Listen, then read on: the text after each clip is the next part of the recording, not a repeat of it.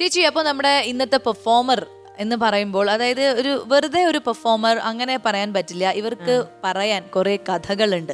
അതായത് അവരുടെ ലൈഫിലൂടെ അവർ കടന്നു പോകുമ്പോൾ ഒത്തിരി നല്ല എക്സ്പീരിയൻസ് ഉണ്ട്, ചീത്ത എക്സ്പീരിയൻസ് ഉണ്ട്. ഇതെല്ലാം മിക്സ് ചെയ്തിട്ടുള്ള ഒരു സ്റ്റോറിയാണ് നമ്മുടെ അടുത്ത് അല്ലെങ്കിൽ പ്രേക്ഷകരുടെ അടുത്ത് അവർക്ക് ഷെയർ ചെയ്യാനുള്ളത്. എല്ലാവർക്കും ഓരോരോ ഇഷ്ടങ്ങളുണ്ട്, എങ്ങനെ ജീവിക്കണം എന്നുള്ളത് അവരുടെ സ്വയം തീരുമാനമാണ്. പക്ഷെ അതിന് സമൂഹം അനുവദിക്കുന്നില്ല എന്നുള്ളതാണ് ഇപ്പോഴത്തെ മെയിൻ ഒരു പ്രോബ്ലം.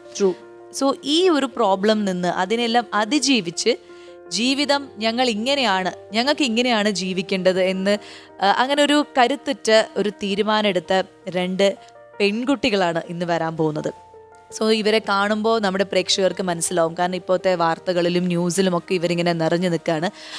പ്രേമിക്കുന്ന ആളുകൾക്ക് ജീവിക്കാനും അവർക്ക് നിഷേധിക്കപ്പെടുന്ന കുറേ കാര്യങ്ങൾ എന്താണെന്ന് പറയാനുമാണ് ഇവർ വരുന്നത്. അപ്പം എന്തായാലും നമ്മുടെ ഈ വേദിയിലേക്ക് സ്വാഗതം ചെയ്യാം ഒരുപാട് സ്നേഹത്തോടെ ആദില ആൻഡ് നൂറ.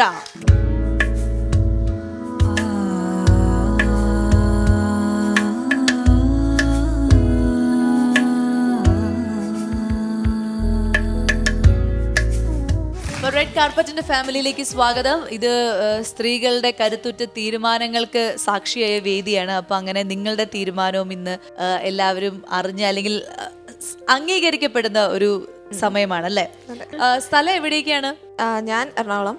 കാലിക്കറ്റ്. അപ്പൊ ഇപ്പൊ താമസിക്കുന്നത് ഇപ്പൊ കറന്റ്ലി എറണാകുളത്താണ്. സോ എങ്ങനെയാണ് നിങ്ങൾ ഫസ്റ്റ് കണ്ടുമുട്ടുന്നത്? ഈ വർക്കിംഗ് സ്പേസിൽ തന്നെയാണോ? അല്ല, നമ്മള് സ്കൂൾ ടൈം മുതൽ ഞങ്ങള് സൗദിയിലായിരുന്നു. അപ്പോ +1 ആ ഒരു ടൈമിലാണ് ഞങ്ങള് ഫസ്റ്റ് ടൈം കാണുന്നത്.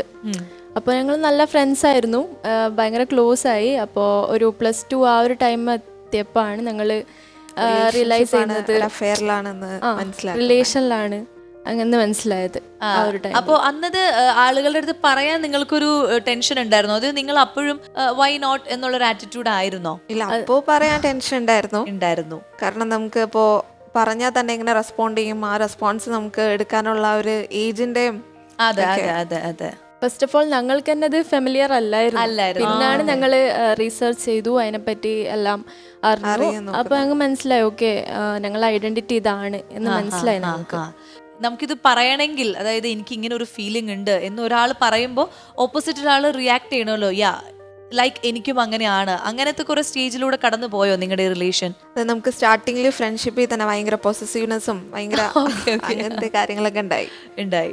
പിന്നെ ഞാൻ അവളോട് ചോദിച്ചപ്പോൾ നമ്മൾ ഒരു ഓപ്പോസിറ്റ് ജെൻഡർ ഒരാള്, ഒരു ബോയ് അല്ലെങ്കിൽ അങ്ങനെയായിരുന്നെങ്കിൽ മുസ്ലിം ഫാമിലിയാണ്, അപ്പോൾ കുഴപ്പമുണ്ടാവില്ല, കല്യാണം കഴിക്കായിരുന്നു എന്ന് ഒരു ടോക്ക് വന്നു. ഓക്കെ. കാരണം ഞങ്ങളെ ഫാമിലിനെ സംബന്ധിച്ചിടത്തോളം അവര് ഭയങ്കര ട്രഡീഷണൽ മുസ്ലിം ഫാമിലിയാ. അപ്പൊ അവര് ഇതറിഞ്ഞ ഒട്ടും ആക്സെപ്റ്റ് ചെയ്യല്ല, അവർക്ക് ചിന്തിക്കാൻ പോലും പറ്റാത്തതിനപ്പുറത്താ. അങ്ങനെയാണ് ഞങ്ങള് ആ ഒരു റിലേഷൻഷിപ്പ് അങ്ങനെ ഒരു ഇത് ഒക്കെ തോന്നുന്നുണ്ട്. അപ്പൊ ഇനി എന്താ അടുത്ത സ്റ്റെപ്പ് എന്നൊക്കെ അങ്ങനെ നോക്കി. പിന്നെ നമ്മള് ഗൂഗിളിൽ പോയി നമ്മുടെ ഗൂഗിളിനെ ആശ്രയിച്ചു. അപ്പൊ അവിടെ വ്യക്തമായിട്ടൊരു തീരുമാനം കിട്ടി.